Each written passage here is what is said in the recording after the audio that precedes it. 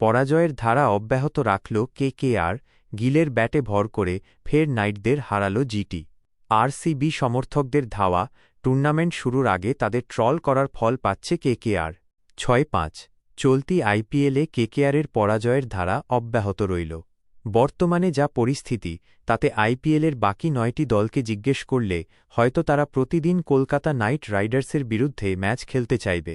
এবার গুজরাত টাইটান্সের বিরুদ্ধে ৫ উইকেটে পরাজিত হল নাইট বাহিনী। তাঁদের জয়ের নায়ক অধিনায়ক শুভমান গিল। কাজে দিল না ক্যামেরন গ্রিনের লড়াকু অর্ধশতরানও। একসময় শুভমান কেকেআরের অংশ ছিলেন, তবে যবে থেকে কেকেআর ছেড়েছেন তবে থেকে যেন নাইটদের বিরুদ্ধে বাড়তি উদ্যম নিয়ে মাঠে নামেন গিল। গত মরশুমে তিনি ৯০ রানের ইনিংস খেলে কেকেআরকে হারিয়েছিলেন। এবার গুজরাট টাইটান্সের অধিনায়কের ব্যাট থেকে এল ৮৬ রানের ইনিংস। আর এই ইনিংসের সুবাদেই ইতিমধ্যেই টুর্নামেন্ট থেকে ছিটকে যাওয়ার দোরগোড়ায় নাইট শিবির। ম্যাচের আগে নির্ভীকভাবে খেলার কথা শোনা গিয়েছিল কেকেআর অধিনায়ক অজিঙ্ক্য রাহানের মুখে। অন্তত নাইটদের খেলায় তার বহিঃপ্রকাশ ঘটল না। ব্যাটিংয়ের সময় নিজেদের পাওয়ার প্লেতে ঠিক যেভাবে ইনিংস শুরু করেছিল কেকেআর, গুজরাট টাইটান্স তার বিপরীতভাবে শুরু করল। ৭১ রান তোলে টাইটান্সরা।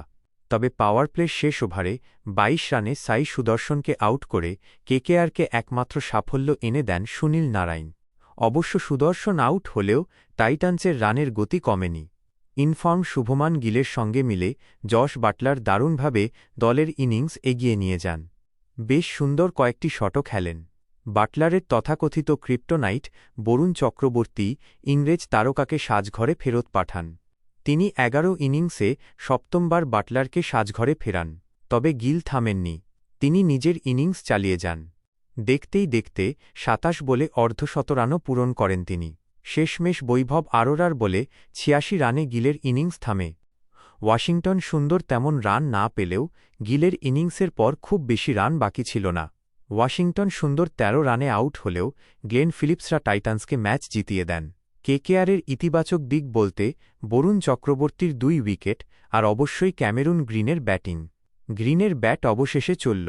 তিনি ৫৫ বলে ৭৯ রানের ইনিংস খেললেন।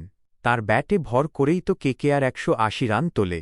অবশ্য কেকেআরের জার্সিতে গ্রিনের অর্ধশতরান দলের জয়ের জন্য যথেষ্ট হল না। কেকেআর প্লেঅফে একমাত্র খাতায় কলমে।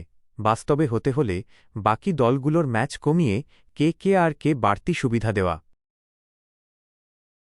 বন্ধুরা, আমার ভিডিওতে লাইক, কমেন্ট করে সাবস্ক্রাইব করে দয়া করে পাশে থাকবেন।